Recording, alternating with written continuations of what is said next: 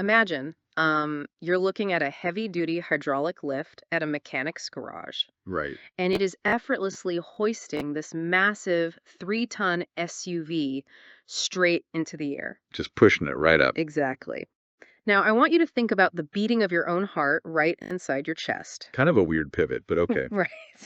Because at first glance, heavy machinery and human biology seem, completely unrelated. Totally. But the foundational rules governing how that lift operates and how your blood circulates are exactly the same. So, welcome in, everyone. Today, we are taking a deep dive into a really cool set of source materials centered on the slide deck called Module 11 Fluid Mechanics. It's a great deck. It really is. And our mission today is to demystify this topic because it sounds intimidating, but it's actually the secret to understanding how both the physical and biological worlds work around you. Yeah, people hear fluid mechanics and they instantly picture like advanced engineering or incredibly dense calculus. Just a chalkboard full of Greek letters. Right, exactly. But if you look past the textbook equations, you realize this is just the study of how the world moves. It's how a massive dam holds back a river, how airplanes get lift, and by the end of this deep dive, you'll see exactly what your heartbeat has in common with that mechanic's car lift. I love that. And since we want to make these concepts crystal clear, especially if you're a total beginner to physics, we're going to walk through this slide deck visually, kind of in the theater of the mind. I like that approach. Yeah, so we'll explicitly let you know every time we click to the next slide. So let's just jump right in. I'm starting on the very first slide here, which asks the most fundamental question. What actually is a fluid? Right, and we have to kind of look past our everyday use of the word here. Because it's not just liquids, right? Exactly. In physics, a fluid isn't just water or oil. It's literally any substance that flows and takes the shape of its container. Okay. So that includes liquids, like the blood in your veins, but it also includes gases, like the oxygen you're breathing right now. Wait, so the air around us is a fluid? Technically, yes, they both flow. They both deform when you push on them. But obviously, breathing air and drinking water are entirely different experiences. So if they're both fluids, what's the big difference between them? It comes down to one key word on this slide, which is compressibility. Compressibility. Yeah, liquids have a definite volume. For all practical purposes, they're almost impossible to compress. So if I'm trying to visualize this, trying to compress a liquid is like trying to squeeze a plastic water bottle that is completely full to the brim. Oh, that's a perfect analogy. You squeeze it and it just pushes right back. It doesn't squish. Right, because the molecules in that liquid are already basically touching. There's Huh. no empty space to squeeze them into. But gases, on the other hand, expand to completely fill whatever container they're in. So they are highly compressible. Exactly. So that's more like squeezing a standard party balloon. Yeah, you press on it and it easily squishes down because there's tons of empty space Mm, between the gas molecules. that makes a lot of sense. All right, let's move to the next slide. Okay, clicking over. We're transitioning from what fluids are to how they interact with surfaces. The big bold title here is pressure. Yeah, and we have a very simple equation on the slide here. Lowercase p equals uppercase F divided by uppercase A. Which in plain English means Pressure is just force spread out over a specific area. force spread over area. Okay.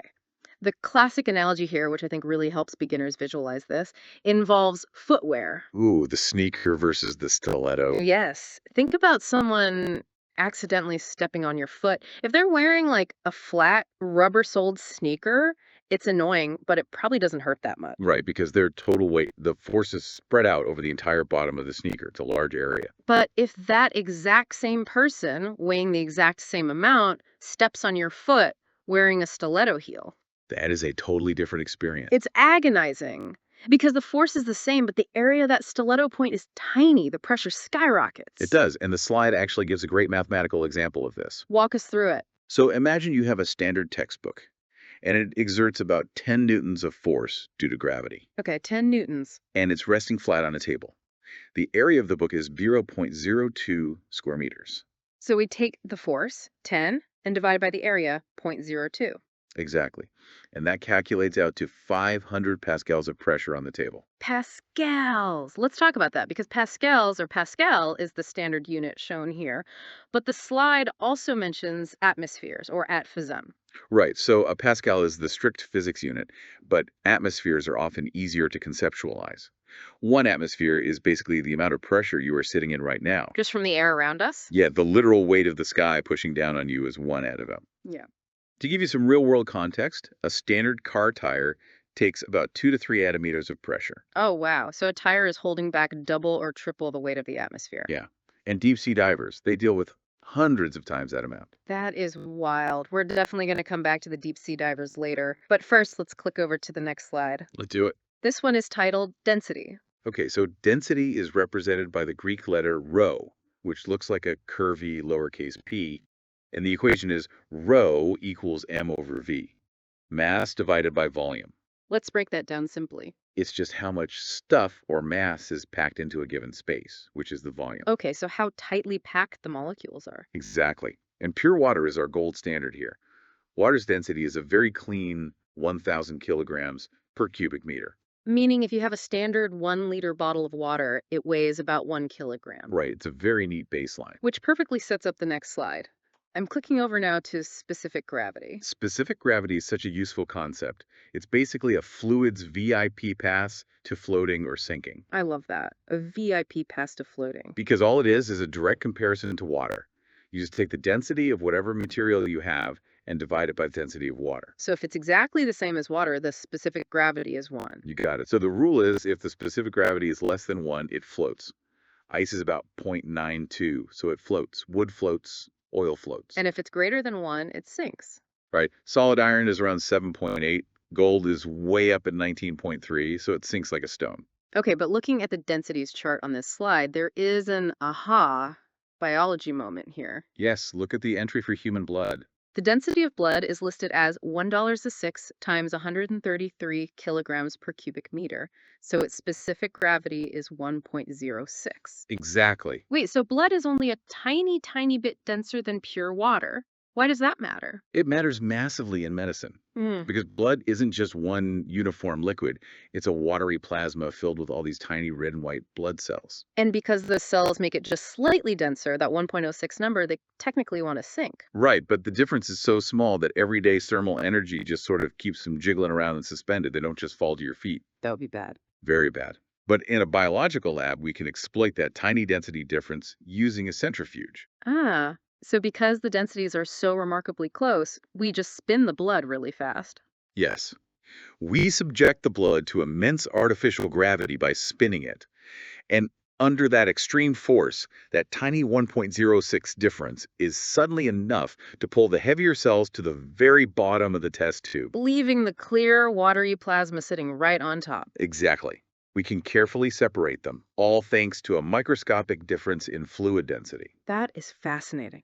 Okay, I'm announcing our next slide transition. We're moving to see what happens when fluids literally stack on top of each other. The slide is pressure under the surface. So we're going deep. We are. Now there's a depth equation here. P equals P0 plus rho OGH.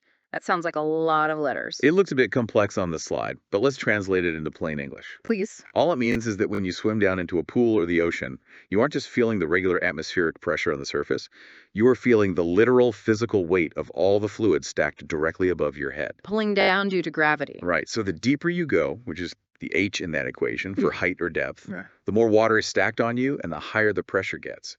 And water is heavy. Very heavy. For a specific example, going just 10 meters underwater adds nearly one whole extra atmosphere of pressure. Just 10 meters. Yeah, just about 33 feet down, and you added about 98,000 pascals of extra pressure on your body.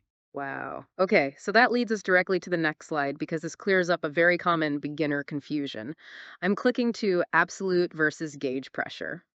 This is a really important distinction, especially in real-world applications. So let me get this straight. When I'm in my driveway and I check my car tire and the little gauge says 32 psi. Pounds per square inch, yeah. Right. That's not the actual total pressure inside the tire. No, it is not. Mind blown. Okay, why? Because a standard tire gauge ignores the air around us. If you hold that gauge out in the open air, what does it read? It reads 0. Exactly. Even though the atmosphere is pushing on it with about 15 psi, Mm. it's calibrated to only tell you the difference between the inside of the tire and the outside air. That's gauge pressure. Okay, so what is the absolute pressure then? Absolute pressure is the true total. It's the gauge pressure inside the tire plus the atmospheric pressure that was already there. So for my car tire, it's the 32 psi on the gauge plus the 15 psi from the atmosphere. So that tire is actually experiencing about 47 psi of absolute pressure. You got it. And if you're a structural engineer or a deep sea diver, knowing the difference between gauge and absolute pressure is literally a matter of life and death. I can imagine. All right, I'm announcing the final slide transition. We're moving to the big finale, Pascal's law. This is where things get really magical. Well, up until now, we've basically only talked about pressure caused by gravity, right? Like Mhm. the atmosphere pushing down or water stacking up as you dive deep. Acid pressure. Right. But what happens if we take a fluid, trap it, and we actively squeeze it? That is Pascal's law. If you trap a fluid in a completely closed container and you squeeze it, that pressure doesn't just stay right where you squeezed. Okay. It transmits equally in all directions. It instantly hits every single wall of the container with the exact same force. Cool. Yeah. And this is basically a mechanical superpower. The formula on the slide is F1 over A1 equals F2 over A2. Force 1 over area 1 equals force 2 over area 2. Right. Remember the mechanics car lift from the beginning? The hook. This is how it works. You have a closed pipe full of liquid. On one end, you have a really small area. You push down on it with a small amount of force. Okay, so that pressurizes the fluid. Because the fluid can't compress, that exact same pressure wave travels through the pipe to the other side. But the other side is much, much larger. It has a larger area. And because pressure is force over area to keep the math balanced, that larger area generates a massively larger force pushing up. Exactly. Pushing a small amount of liquid over a small area translates into enough force on the larger area to lift a multi-ton vehicle into the air. That is incredible. It is. But even more amazingly, this exact same mathematical magic is how your body is keeping you alive right now. Because of the heart. Yes. Your circulatory system is a closed container full of fluid blood. Your heart acts as the pump. It squeezes the fluid. It squeezes it. And because it's an enclosed system, Pascal's law dictates that the blood pressure is transmitted uniformly through all your blood vessels to your entire circulatory system. So the heart doesn't have to push every individual blood cell all the way down to your toes and back. It just creates the pressure, and Pascal's law does the rest of the work. Exactly. It's brilliant. Man, that is so cool. Okay, let's recap this journey we've taken through the slide deck. We've covered a lot. We really have. We started from just figuring out what a fluid actually is, that it's anything that flows, liquids, and gases. Right. And we looked at how compressibility separates them. Then we unpacked pressure, force over area. We looked at the immense forces of density and how going deep underwater stacks up hydrostatic pressure, And we finished with the enclosed magic of Pascal's law. which powers both hydraulic lifts and human hearts. Just an incredible set of concepts. It really connects the whole world together. But, I'd actually love to leave you, the listener, with one final kind of provocative thought to ponder based on this slide deck. Oh, definitely. What do you have? Well, we learned earlier that deep sea divers experience pressures hundreds of times greater than surface level, Right. right? Adding an atmosphere every 10 meters. Exactly. And we just learned that Pascal's law dictates that pressure in an enclosed fluid pushes equally in all directions. Hitting every wall of the container. Right. So think about deep sea creatures, Right. like the weird fish and giant squid living miles down in the ocean. Oh, wow. Yeah. Their bodies are basically closed containers full of biological fluids. So how do they survive at the bottom of the ocean without being instantly crushed by all those extra atmospheres of pressure? Wait, really? How do they? Because the pressure must be transmitting through their whole bodies. It is. It's completely transmitting into their cells. The pressure is so immense, it actually tries to warp the shape of their proteins. Yeah. So they've had to evolve unique biochemical stabilizers just to keep their molecules from collapsing. That is wild. It's just something for you to think about the next time you drink a glass of water and watch that fluid easily take the shape of the glass. The exact same physics are keeping a deep sea squid from being crushed. I love that. Well, thank you all for joining us on this deep dive into fluid mechanics. We will catch you on the next one.